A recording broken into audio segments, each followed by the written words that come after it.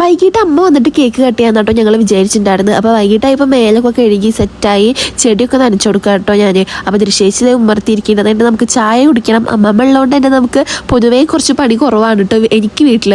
അപ്പോൾ ഇത് നമ്മളെല്ലാവരും കൂടി ചായയൊക്കെ കുടിച്ചു. അത് കഴിഞ്ഞിട്ട് അമ്മ വന്നു കേട്ടോ. പിന്നെ നമ്മളെല്ലാവരും കൂടിയിട്ട് ഇങ്ങനെ വർത്താനമൊക്കെ പറഞ്ഞിട്ട് കുറേ നേരം ഇരിക്കും. അതിപ്പോൾ ഞാൻ എല്ലാ വ്ളോഗിലും പറയുന്നുണ്ട്. നമ്മൾ വർത്താനം പറഞ്ഞിട്ട് കുറേ നേരം ഇവിടെ ഉമ്മർത്തങ്ങനെ ഇരിക്കാറുണ്ട് കേട്ടോ. കേക്ക് കട്ട് ചെയ്യാൻ വേണ്ടിയിട്ട് അതൊക്കെ സെറ്റാക്കാൻ നിൽക്കാൻ കേട്ടോ ഞാനിപ്പോൾ ഫ്രിഡ്ജിൽ നമ്മൾ ഉച്ചയ്ക്ക് കൊണ്ടുപോയി വെച്ചതായിരുന്നു.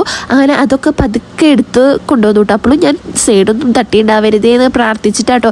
എപ്പോഴും നമ്മൾ കേക്ക് വാങ്ങിക്കുമ്പോൾ എന്തെങ്കിലുമൊക്കെ ഒരു പ്രശ്നം കിട്ടാറുണ്ട്. അപ്പോൾ ദൃശ്യേച്ചി കാണാതിരിക്കാൻ വേണ്ടിയിട്ട് ഞാൻ വേഗം വാതിലൊക്കെ അടച്ചിട്ട്, പ്രത്യേകിച്ച് സർപ്രൈസ് എന്ന് ഒരു കുഞ്ഞ കേക്കാണ് കേട്ടോ. കേക്ക് തുറക്കുമ്പോൾ അതിനൊന്നും പറ്റരുതേ എന്ന് പ്രാർത്ഥിച്ചിട്ടാണ് ഞാനും അദൃശ്യനും തുറക്കണത്. പക്ഷേ ഇന്നത്തെ പോലെ ഈ കേക്കിനും നൈസായിട്ടൊരു സൈഡ് ഭാഗത്ത് ചതവ് പറ്റിയിട്ടോ. പക്ഷെ ഞങ്ങൾക്ക് ഇന്നൊരു മണ്ടത്തിനെ പറ്റി ഗൈസ്. ഇന്ന് ദൃശ്യേച്ചിയുടെ മാത്രം പിറന്നാളല്ല, വൈശാഖേൻ്റെ കൂടി ബർത്ത്ഡേ ആയിരുന്നു. പക്ഷെ നമ്മൾ അതിൽ വൈശാഖേൻ്റെ പേരൊന്നും മെൻഷൻ ചെയ്യാൻ മറന്നുപോയിട്ടോ. അങ്ങനെ ഇതൊക്കെ സെറ്റാക്കി ഞാൻ വാതിലോർന്നു ദൃശ്യേച്ചി കേക്ക് കട്ട് ചെയ്യാൻ വേണ്ടിയിട്ട് വരാനുണ്ടോ. പക്ഷെ ഇപ്പോൾ കേക്ക് കട്ട് ചെയ്യാൻ വേണ്ടി വന്നാലും കൂടിയിട്ട് ഇപ്പോഴൊന്നും നമ്മൾ കേക്ക് കട്ട് ചെയ്യില്ല. കാരണം നമ്മുടെ വീട്ടിൽ 2 ചിടുങ്ങോടുണ്ടല്ലോ, അവരെന്തെങ്കിലുമൊക്കെ ഒപ്പിക്കുമ്പോൾ അപ്പോൾ അവരുടെ പിന്നാലെ പോവും. അങ്ങനെ കുറച്ച് ടൈം നമ്മൾ വൈകിട്ടോ. അപ്പോൾ ആദർശേൻ്റെ അച്ഛൻ ദൃശ്യേച്ചി ഗിഫ്റ്റ് വാങ്ങിച്ചിട്ടുണ്ടായിരുന്നു. അതെടുക്കാൻ പോയപ്പോൾ തേനീച്ചിട്ടായിരുന്നു നല്ലൊരു കുത്ത് കിട്ടി. പിന്നെ അതിന് മരുന്ന് വയ്ക്കലും അങ്ങനെയൊക്കെ ആയിട്ട് നമ്മൾ കുറച്ച് നേരം പോയിട്ടോ. പിന്നെ ഈ ചെറിയ സാധനത്തിന് ഞാൻ കുറേ നേരം ഒതുക്കി നിൽക്കാൻ നോക്കി. അവളെ കൈ പിടിച്ച് ഞാൻ വെച്ചേക്കായിരുന്നു കേട്ടോ. കാരണം കണ്ണ് തെറ്റി അപ്പോൾ പോയിട്ട് വലിക്കും. പക്ഷെ കുഞ്ഞു മക്കളല്ല, അവർ കേക്ക് കാണുമ്പോൾ എന്തായാലും ഒരു ഇതുണ്ടാവുമല്ലോ. അങ്ങനെ ലാസ്റ്റ് നമ്മളെല്ലാം സെറ്റാക്കി കേക്ക് കട്ട് ചെയ്യാൻ വേണ്ടിയിട്ട് നിന്നു കേട്ടോ. അങ്ങനെ ദൃശ്യേച്ചി ഇതേ കേക്ക് കട്ട് ചെയ്തു.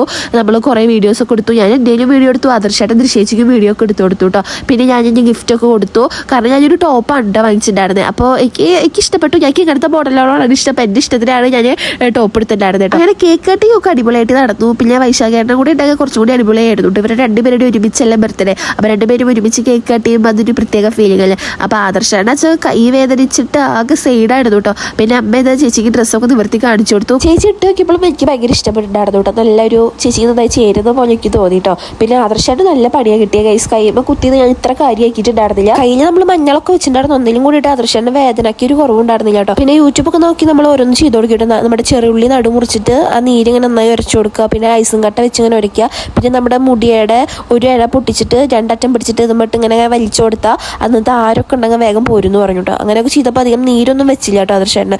പിന്നെ ഇതേ ആദർശേട്ടന് ചോറ് വാരി കൊടുക്കാൻ കേട്ടോ ഞാൻ. അപ്പോൾ രാത്രി നമുക്ക് ബീഫ് കറിയും ചോറഞ്ഞായിരുന്നു. അതുവരെ ഞാൻ ഫുഡൊന്നും കഴിച്ചില്ല.